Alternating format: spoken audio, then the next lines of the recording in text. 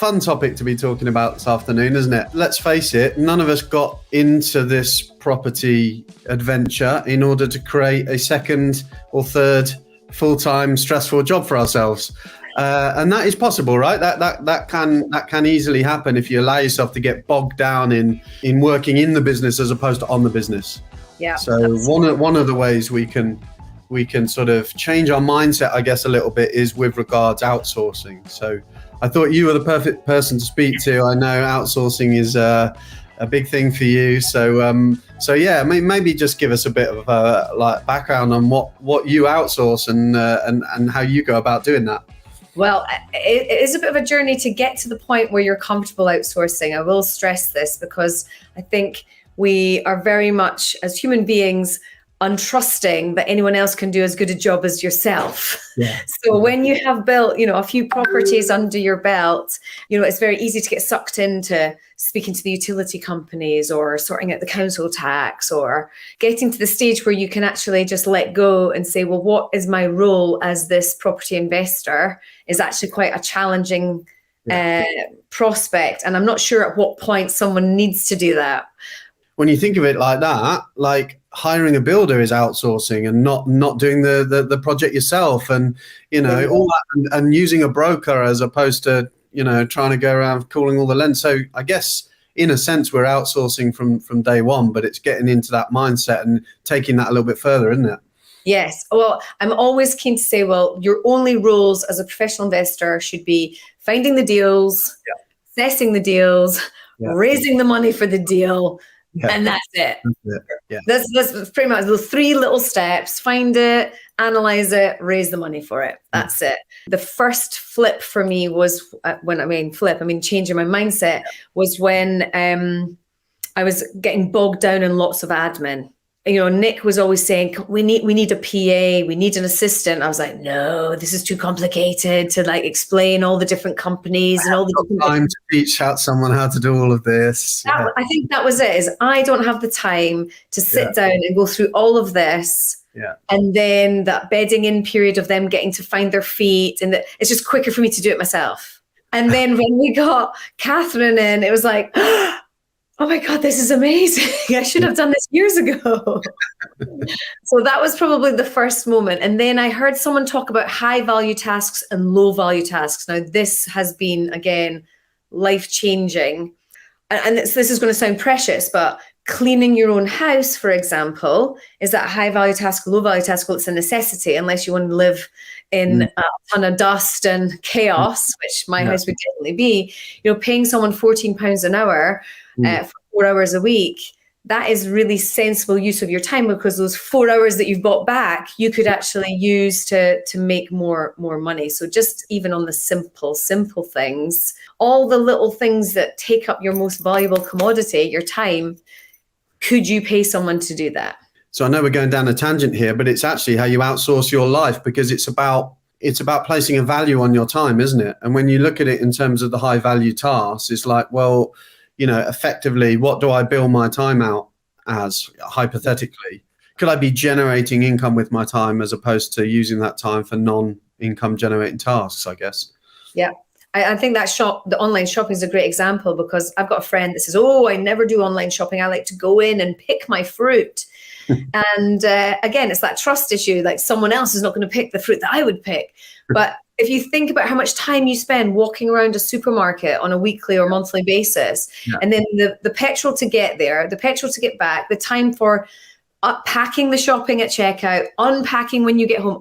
Seriously, that is a lot of time that you could just go click, click, click, click, click, choose my favorites. It's getting delivered, and it's one unpack when it's delivered. You pay your £1.50, done. When you add that on to all of the recurring tasks that begin to mount up when you launch a property business, it is really easy to realize you've just written off a week in terms of moving your business forwards, because you've spent so much time just running it and ticking it along and doing all of those sort of regular tasks, those recurring tasks that aren't necessarily driving the business forwards. And as you say, sourcing new deals and raising money. Get into the mindset of outsourcing and start outsourcing potentially even sooner than you think you need to. What holds people back is maybe not just the lack of trust, but actually the cost. Yeah. People are like, oh, I don't want to spend money on a PA. That's 20 odd pounds an hour or whatever. Oh, I don't think my business can afford that yet. Now, that's a really famous trap to fall into, isn't it? The cost. It's a difficult one to get out of that, though, isn't it? That whole the cost of paying someone to do something that you're quite capable of doing. It's tempting to think that I'll outsource the stuff that I'm no good at, or I'm rubbish at, or I can't do. But that's also going to mean it's very difficult for you to train somebody else to do that and to know whether they're doing a good job and to measure it. Whereas actually, it makes more sense to outsource the stuff that like you can do, but you don't want to do. And then you can train, because, I don't know what your experience has been, but certainly ours has been that a VA in particular is only going to be as good as the training that you're able to provide. And so actually training them in something that you know how to do is a good starting point, because you can then offload that off your plate. I can build websites just through stuff I've done in the past. And therefore it's really tempting to think, well, I can do that, so I will do that. I'll save us a bit of money and I'll do that. And then to end up with something that is probably no better actually than some designer I could have paid on Fiverr to actually produce it for me. So Fiverr is a great example. I've used Fiverr a few times now. I'm even outsourcing writing my book. Where else can we get people to help us outsource? People per hour, I've used a lot. So for sort of one-off tasks, but again, stuff that you could really get bogged down in, like creating logos, flyers for, I don't know, it might be a direct-to-vendor strategy or something like that, or some marketing material, producing websites. I mean, there are some pretty talented people out there for amazingly little money. You can, with a decent brief, you can get that produced to a high level very easily. I think the turning point was when I got another email from a letting agent talking about a boiler, either repair or replacement. And I thought, I've no idea if that boiler was replaced recently or not, because the wheels have come off on my admin and it's all just getting too much. I know I should be more organized than I am, and then I'm self-loathing and thinking, I think these letting agents might be like running rings around me and I wouldn't even know. And so that's like, right, Catherine, control all the letting agents, have like systems that tell you when I replaced a boiler, when a repair was taken out. So we can then know if we're being ripped off. Another route that I think is a very popular one, certainly something we're looking at, is recruiting from VAs overseas. So that this is an interesting process we're involved in at the moment, looking to recruit a VA probably from the Philippines. The value, purely remote stuff. I mean, you can get some, again, extremely professional, speak perfect English, great communication skills, very loyal. I can get a full-time VA for what I'd get, for a fraction of hours in this country.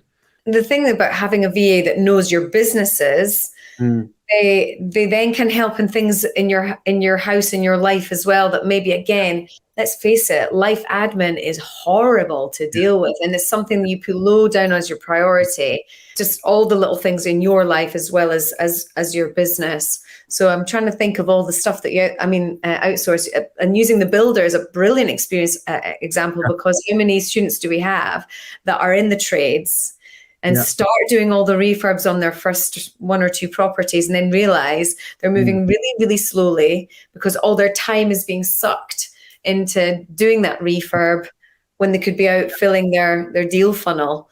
That busy for the sake of being busy. And then you're like, look how busy I am. I'm doing so much. And then when you actually sit down and look at it, it's like, actually, you've not really done a huge amount at all. We know what we need to be doing, but sometimes it's, we're all human. We all fall into those traps. And I know that I'm at my best when I do. I know we're drifting into time management here, but I know I'm at my best when I do plan out my week in quite a lot of detail, and I stick to that. And so I will not be pulled into another task if I'm on something else, for example. And that extends to home life as well. So, when it sounds very sort of callous, but when family time is scheduled, but it's important, isn't it? 'Cause that gives me, it gives me a reason, gives me an excuse to close the laptop, put the phone away and say, no, that's not what I'm doing. I'm not on that right now. You've talked about trust and letting go and giving control back. How did you decide that you were prepared to do that, in the sense that, what did your vetting process look like? How did you choose who you outsourced to, and what did you ask them, I guess? I actually know Catherine through family. But then there was a part of me that was like, don't tell family what I'm up to. That maybe be even worse. So that's how it started. So there was no real vetting. I didn't have Catherine pitted against other people. And I guess that's maybe just because of that family connection. I didn't need to train her because she's very proficient in what she's done. She was a PA to like the CEO in Standard Life or whatever. So, there was no training necessarily. It was just getting to know us, getting to know our business. And I think she now has got a handle on the fact that there's no point in her sending me the invoice to pay her. She literally pays herself. So she's understood the way that we work and got a handle on that. So for example, she started with emails with lots of instructions. Can you please do this? Can you please do that? She knew after a very short time that they were totally ignored. And so WhatsApp was like urgent at the top. Nick Clayton, do this. Caroline, do this. And so we know that if a WhatsApp comes, then we need to really action it there and then. But there's one massive flaw here, that if Catherine's hit by a bus, what the hell happens? Yeah. But she's got that covered too. Her team would know how to run things if anything happened unforeseen, that everything was looked after. So I guess those are the key elements, is the trust, the training, the getting to know each other and how best you work together. With each other, yeah, absolutely. And then if something was to happen, how would the handover happen, and how would that work? What would that look like, so that everyone's protected and happy in the case of an emergency?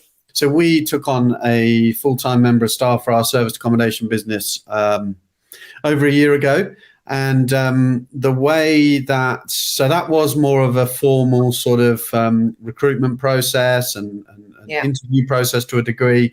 And the way I approached the sort of onboarding and the training side of it was, what I did is I spent 2 weeks basically with a notepad and pen next to me at all times. And anytime I did anything, I mean anything, like write an email, whatever, I would just write it down in my list. So I ended up with this long list of stuff that I did every day. I then spent roughly the next 2 weeks again, I think, basically every time I needed to do those tasks, and I did need to do them. It's not like I had to set aside 2 weeks of my life to create a training manual. Every time I actually physically had to do them, I just recorded myself doing it. And it was nothing glossy, nothing. It's literally my voice in the background recorded over QuickTime or something saying, right now, then you click that, and then you go there, and then you put that in there, and then that's how you do that. Thank you. Whereas I ended up with a pretty good coverage of all the routine tasks, video from the horse's mouth. This is how you do it. I put it all on a Google Classroom, and I said, here's the login to the Google Classroom. Go watch those videos this week. Watch them in the order that I've put them on there, and then we'll meet on Friday. If you've got any questions, we'll go through it. Brilliant. So I guess this is the difference, right, between your model is you're effectively having an employee full time. Yeah. Whereas Catherine for us is kind of pay as you go.